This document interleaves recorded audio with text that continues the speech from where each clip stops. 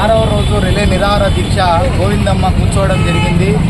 ఆమె రోజు రోజుకి ఆరోగ్య పరిస్థితి క్షీణిస్తున్నా కూడా అధికారంలో చలనం లేదు అంటే ఇది చాలా బాధాకరమైనటువంటి విషయము.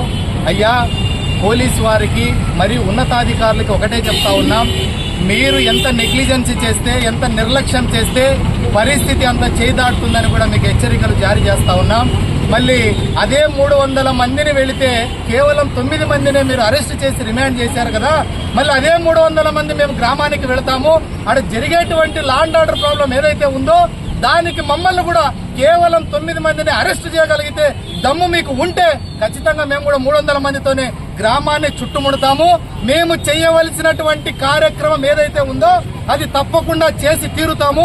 మా యొక్క సహనాన్ని కలెక్టర్ గారు కానీ ఎస్పీ గారు కానీ పరీక్షించొద్దు దయచేసి అని కూడా మళ్ళా మీకు హెచ్చరిస్తా ఉన్నాము.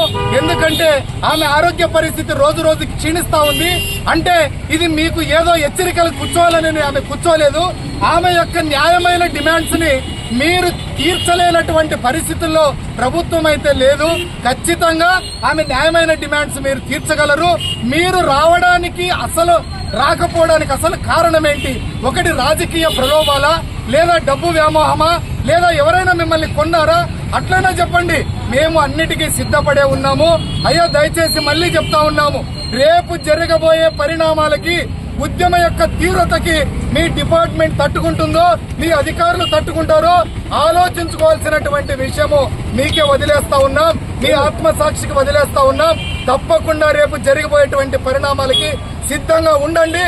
మేము కూడా గోవిందమ్మకి న్యాయం జరిగేంత వరకు మేము అమరులు కావడానికి కూడా సిద్ధంగా ఉన్నామని ఇప్పుడు చెప్తా ఉన్నాం. రేపు భవిష్యత్తులో కూడా చెప్తామని కూడా మేము తెలియజేస్తా ఉన్నాము. రేపటి కార్యాచరణ మా జేఏసీ నాయకులు ఏదైతే చెప్తారో దానికి కట్టుబడి రేపు నిర్ణయాన్ని మేము స్వాగతిస్తాము. నా పేరు శ్రీరంగయ్య, నేను సమతా సైనిక దళ అధికార రాష్ట్ర ప్రతినిధి. జై భీమ్.